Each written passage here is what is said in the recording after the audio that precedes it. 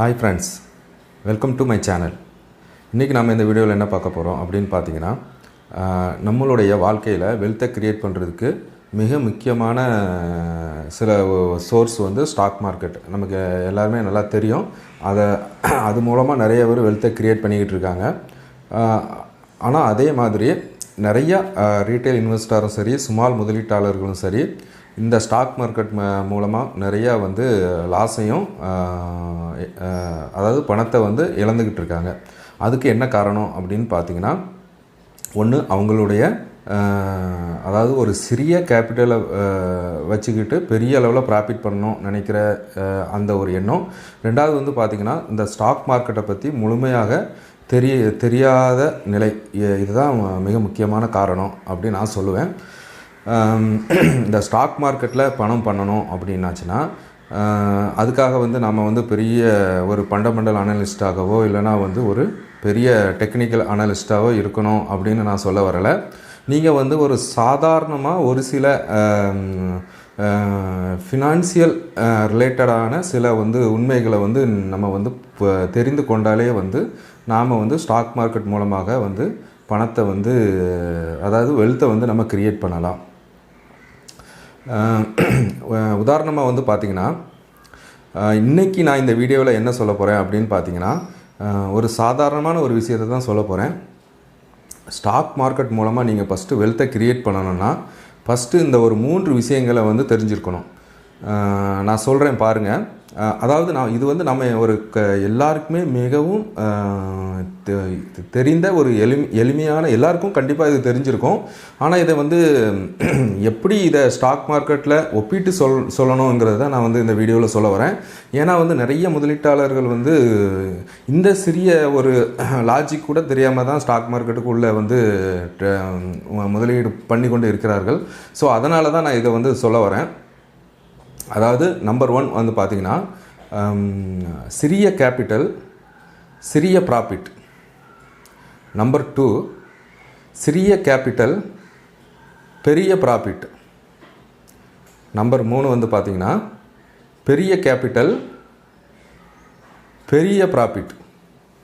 இதுதாங்க அந்த பேசிக் திங்ஸு. இதை வந்து நம்ம வந்து நல்லா கற்றுக்கணும். அதாவது இதை வந்து நான் வந்து இப்படி சொன்னால் உங்களுக்கு வந்து புரியாது. ஸோ நான் என்ன பண்ணுறேன் அப்படின்னு பார்த்தீங்கன்னா, என்னோடய போர்ட்ஃபோலியோவில் இருந்து ஒரு 3 ஸ்டாக்கை நான் ஒரு ஸ்க்ரீன்ஷாட் எடுத்து நான் உங்களுக்கு வந்து நான் சொல்கிறேன். உங்களுக்கு வந்து நல்லா புரியும். அதாவது வந்து பார்த்திங்கன்னா, ஃபஸ்ட்டு ஸ்க்ரீன்ஷாட்டு இப்போ வந்து நான் உங்களுக்கு அந்த ஸ்க்ரீன்ஷாட்டை காட்டுறேன். இது வந்து பார்த்திங்கன்னா, இது ஒரு செக்யூரிட்டிஸில் நான் இன்வெஸ்ட் பண்ணியிருக்கேன். கிட்டத்தட்ட ஒரு 23,000 ரூபா முதலீடு. இந்த கம்பெனியில் வந்து 23,000 ரூபா முதலீடு பண்ணியிருக்கேன். ஆனால் அது வந்து கெயின் வந்து பார்த்திங்கன்னா 18,000 ரூபா கெயின் காட்டுது. இதை எப்படி சொல்லலாம் வந்து பார்த்திங்கன்னா, நான் கம்பெனி பேரையோடு சொல்லிடுறேன். ரெயின் இண்டஸ்ட்ரீஸில் நம்ம முதலீடு வந்து பார்த்திங்கன்னா 23,000 ரூபா. இன்றைக்கி வந்து ப்ராஃபிட்டே 18,000 ரூபா இருக்குது. இதை வந்து நம்ம வந்து ஃபஸ்ட்டு நான் சொன்னேன்ல, சிறிய கேபிட்டல் சிறிய ப்ராஃபிட் அப்படின்னு சொல்லலாம். அதாவது ஸ்டாக் மார்க்கெட்டில் ப்ராஃபிட் வந்து இது வந்து ஒரு சின்ன ப்ராஃபிட் தான். 18,000 ரூபா 17,000 ரூபாங்கிறது வந்து ஒரு சிறிய ப்ராஃபிட் தான். இதை தான் நான் ஃபஸ்ட்டு சொல்ல வரேன். சிறிய நம்மளுடைய முதலீடு வந்து பார்த்திங்கன்னா சின்ன முதலீடு 23,000 ரூபா முதலீடு, ப்ராஃபிட் வந்து 17,000 ரூபா 18,000 ரூபா. இது வந்து எப்படி சொல்லலாம் அப்படின்னா, ஒரு சின்ன முதலீடு சின்ன ப்ராஃபிட். இப்போ வந்து 2வது ஸ்க்ரீன்ஷாட் காட்டுறேன் பாருங்கள். இது வந்து பாலிமெடிக்யூர். இது வந்து என்னோடய முதலீடு வந்து பார்த்திங்கன்னா 1 லட்ச ரூபா முதலீடு. இதில் வந்து ப்ராஃபிட் வந்து பார்த்திங்கன்னா 1.5 லட்ச ரூபா ப்ராஃபிட்.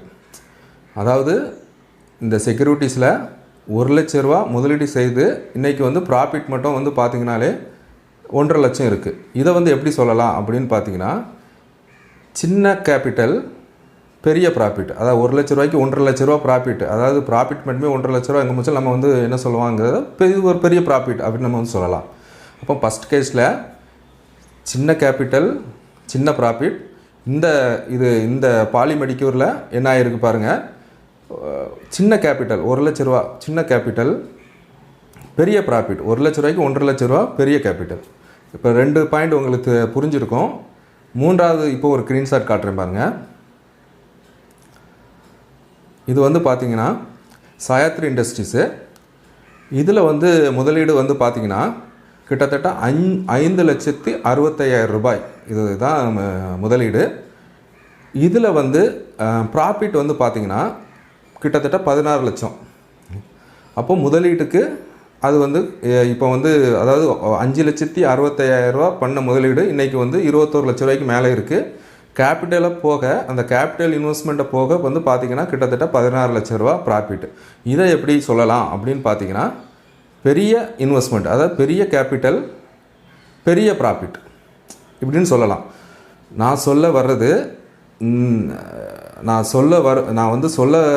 வரக்கூடிய கருத்துக்களுக்காக இந்த 3 எக்ஸாம்பிள் காட்டுறேன்.